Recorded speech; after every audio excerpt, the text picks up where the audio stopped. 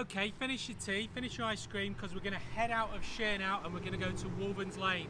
So it's a simple one. Go up to the main road, you're going to turn right and you're going to go along the Tillingbourne Valley towards Wotton. Get to the Wotton Hatch pub, yeah, on the right hand side. You're going to turn right up there, but I'll take a picture so you can see it along. Shere's cute, isn't it? Come back again. It's always busy in the summer, but there's a couple of good pubs. See you soon.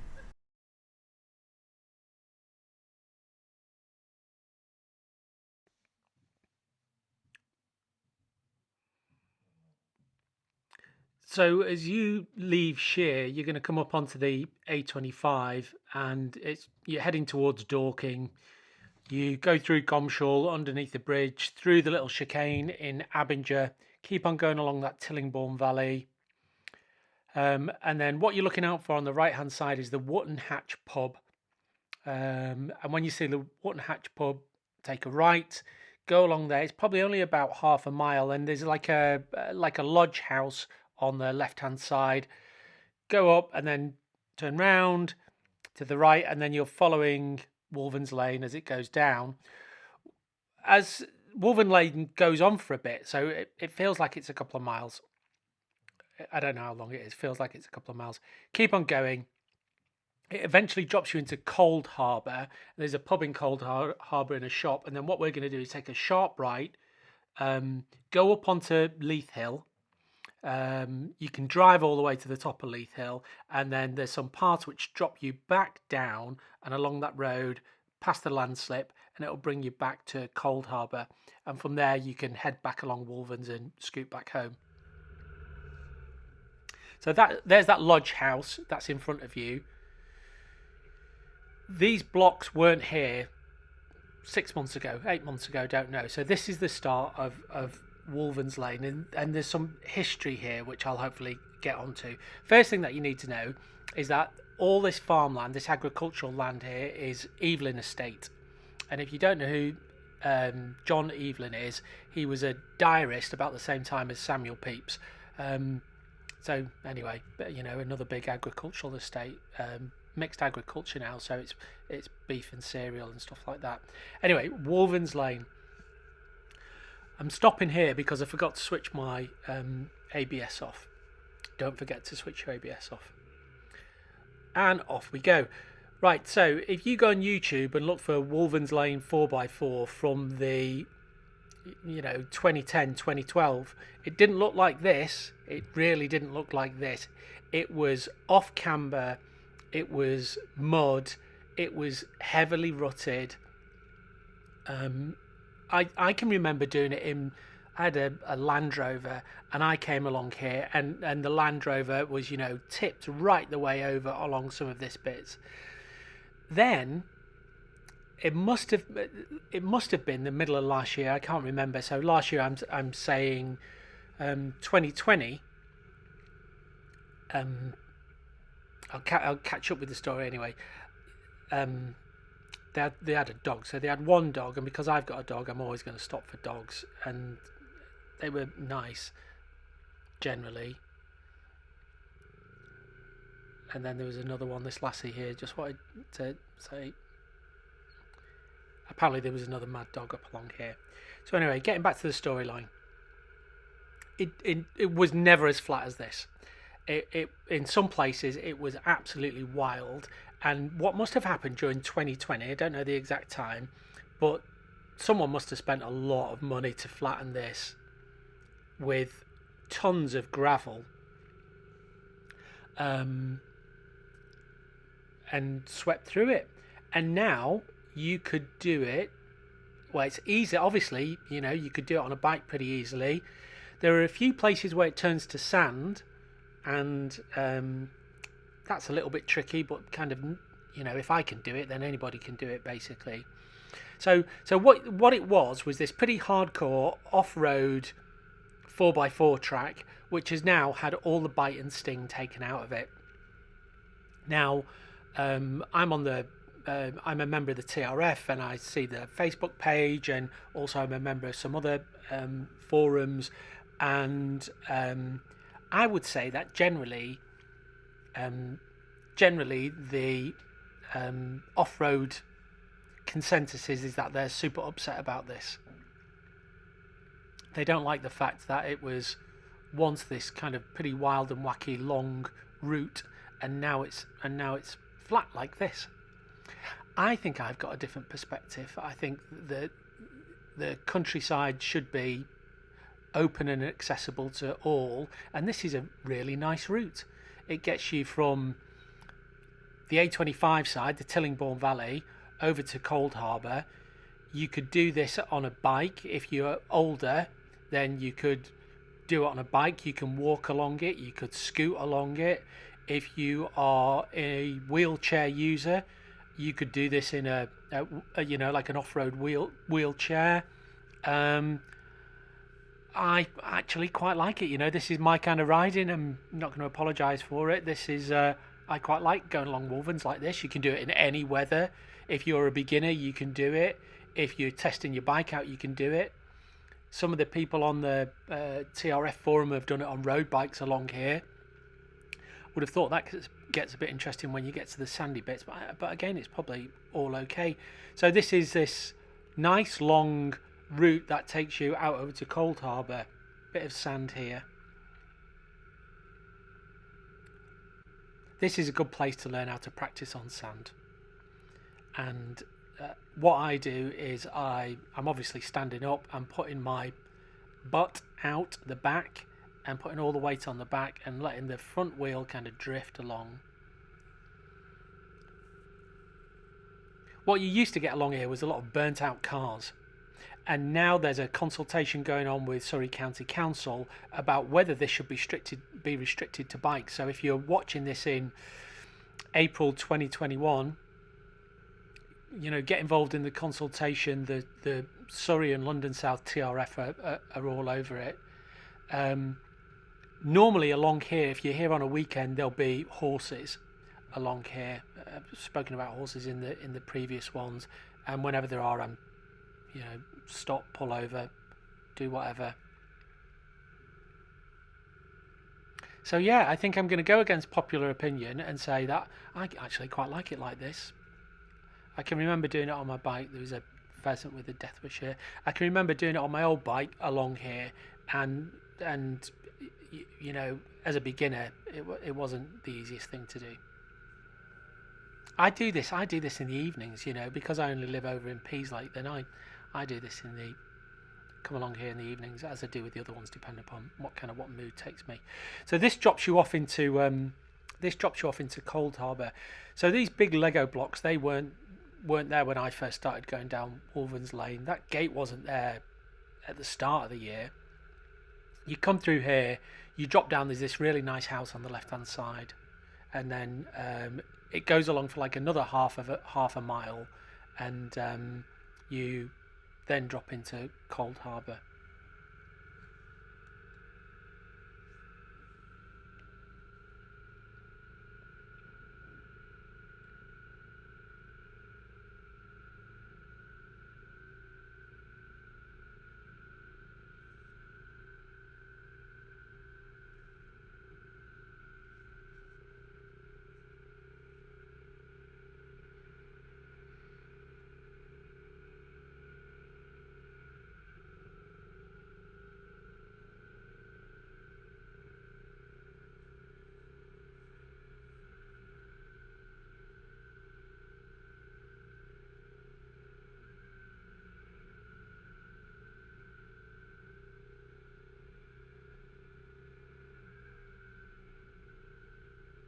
I mean, all of this was a nightmare. I remember it distinctly. Those big puddles, those big drain-off ditches on the left-hand side, they weren't there. How they ever got those cars to that farm, I've got no idea. As you can see now, this is all pretty nice. This is pretty good. What you do get on the both sides, actually, left and right, are sometimes you'll see motocross riders going off-piste. And you can see it up in those woods up there on the right hand side. You can see sometimes you'll see people you know, going off piste up there. Not the done thing.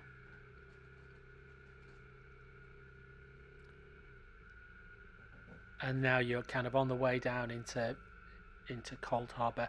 But Wolvens Lane is great. I'm sure some people will say that it was better 5 years ago, 10 years ago, stuff like that. I can remember doing it in my Land Rover though, and it took off one of the anti-roll bars, so it was pretty, and that was a pretty tall Land Rover, and yeah, I can remember it snapped that off.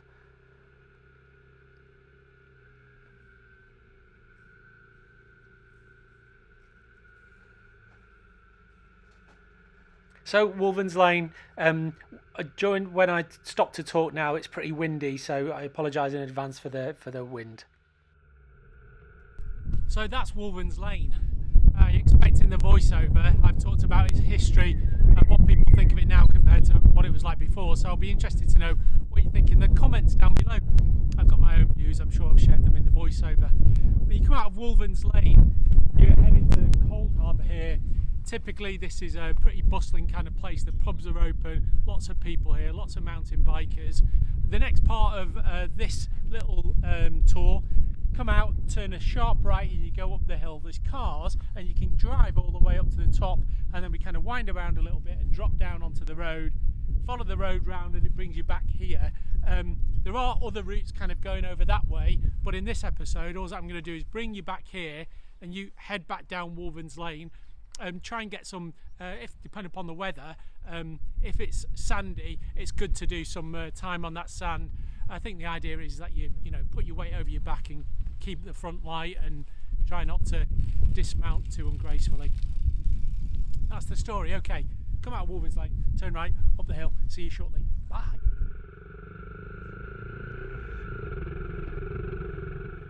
So you can drive up to the top of Leith Hill, and at the top there's a tower. Leith Hill's about 950 feet high and the tower is about 50-60 feet high, and the idea is that you add it up and it's 1,000 feet. And when I've been there, there's like a in normal days there's like a tuck shop kind of thing, a place where you can get a tea and coffee at the top in the summer. There might even be a cricket pitch at the top on the right hand side, I can't remember. This is dead easy. Okay, so dead easy. People do drive up to the top. Yep. Then at the top it kind of levels off, and then it becomes there's a few paths as you head back down to the road. That lady was just telling me slow down for the dog, which of course I did. Not that the dog really cared. A while ago, 4 or 5 years ago, they were planning to do some drilling for oil on Leith Hill.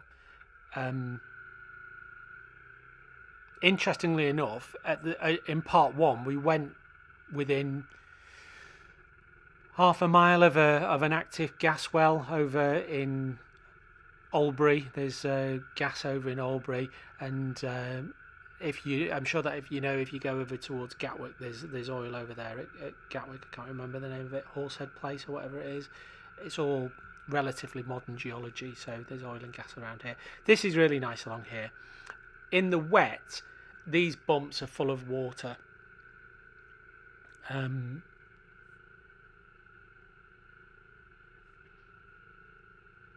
But when it's dry, it's absolutely lovely. Really, really nice.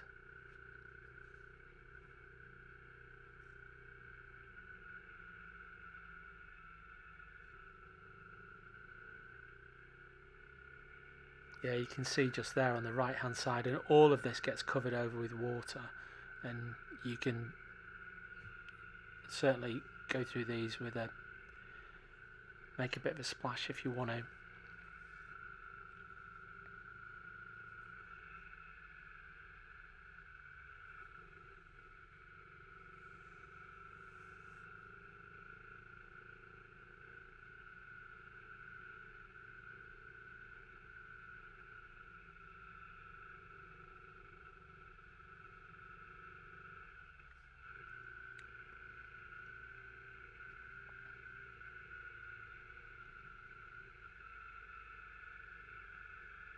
So it was at this point I realised I still had my ABS switched on.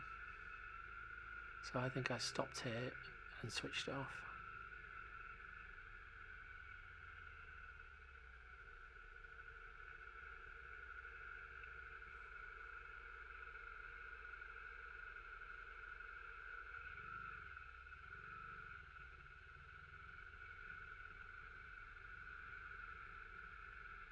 So now you're going down, and the descent is more difficult than coming up. There's a couple of switchbacks on the descent. This is a really cute little dog, like a working Springer Spaniel, working Cocker Spaniel. I don't know, cute little dog.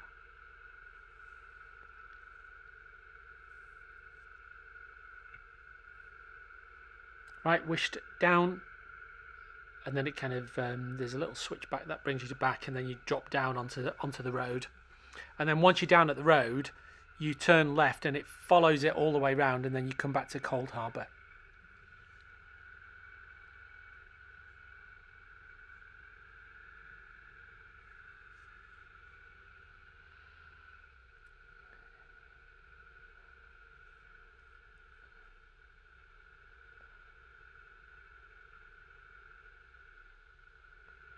This is why I wanted to switch my ABS off,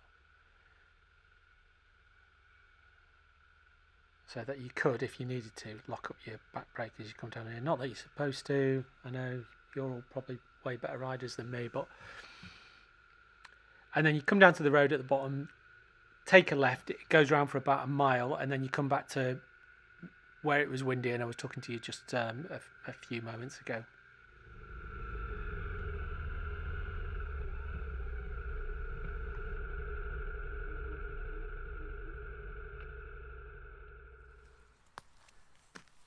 So that's it for episode 3. You've done the much maligned Wolvens Lane and then gone up to Leith Hill. I always call it Pitch Hill. Sorry, Leith Hill. And come back down again. Then when you got down to the Wootton Hatch pub, you turned left, headed back on yourself as though you're coming back into Shere way. But on the right hand side, just as you go through the chicane by Abinger, where the old Abinger Arms used to be, yeah, it was, I think, the Abinger Arms, and where the cricket pitch is on the left hand side, just after you get through that, take a right and it brings you on to Beggars Lane. And this is where I'm going to close out for episode 3. I hope you're enjoying it. I hope you're getting something out of it. I'm really sorry that I'm not the fastest rider in the world, but it's just not my gig. I'm just happy to get back at the end of the day. So with that, that's episode 3 done. Join me whenever for episode 4, and what we're going to do is Beggars Lane, almost as though I'm going to do it now. We're going to do Beggars Lane, get up to the top, and then Sheep House Walk along the left. There's a big mud bath, and then we go into Honeysuckle Bottom, and if you're heading back up to town, that's a good place to head back up to town. Cheers then, have a good one, see you soon, bye.